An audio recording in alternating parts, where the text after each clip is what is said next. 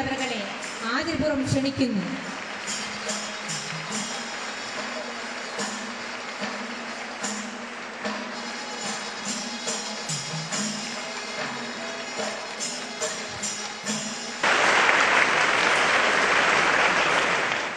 അഭിമാനകരമായ ഒരു പരിപാടിയാണ്. നമ്മുടെ സമൂഹം മുഴുവൻ ഉറ്റുനോക്കുന്ന ഒരു പരിപാടിയാണ്.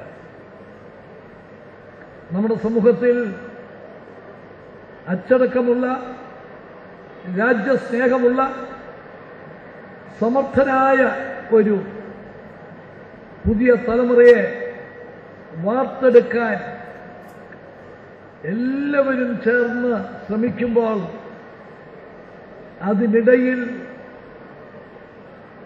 ചില വെല്ലുവിളികളുണ്ട്. അതിലെ ഒരു പ്രധാന വെല്ലുവിളിയാണ് അറിയാതെ, എന്തെന്ന് പോലും മനസ്സിലാക്കാതെ ലഹരി പദാർത്ഥങ്ങളോടുള്ള ആഭിമുഖ്യം വിദ്യാർത്ഥികളിൽ ന്യൂനപക്ഷമാണെങ്കിലും വളർത്തിയെടുക്കാൻ നടത്തുന്ന ശ്രമം. അതിൽ നിന്ന് അവരെ മോചിപ്പിക്കണം. അതൊരു വലിയ വെല്ലുവിളിയാണ്.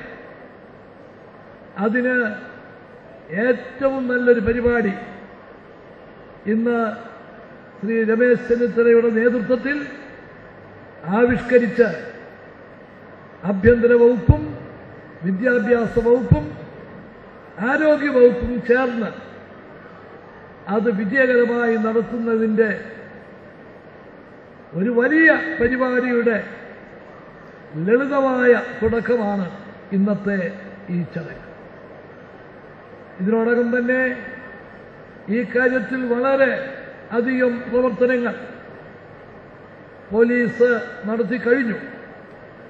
ഞാൻ ആഭ്യന്തരമന്ത്രിയെയും പോലീസ് വകുപ്പിനെയും ആ കാര്യത്തിൽ പ്രത്യേകമായിട്ട് അഭിനന്ദിക്കുകയാണ്.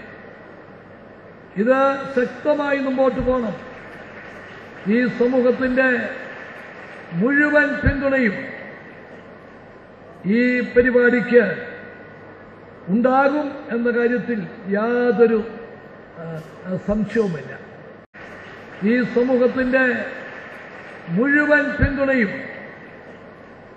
ഈ പരിപാടിക്ക് ഉണ്ടാകും എന്ന കാര്യത്തിൽ യാതൊരു സംശയവുമില്ല. 3 വർഷം മുമ്പ് ഈ ഗവൺമെന്റ് അധികാരത്തിൽ വന്ന ഉടനെ പാൻ മസാല പൂർണ്ണമായും നിരോധിച്ചു.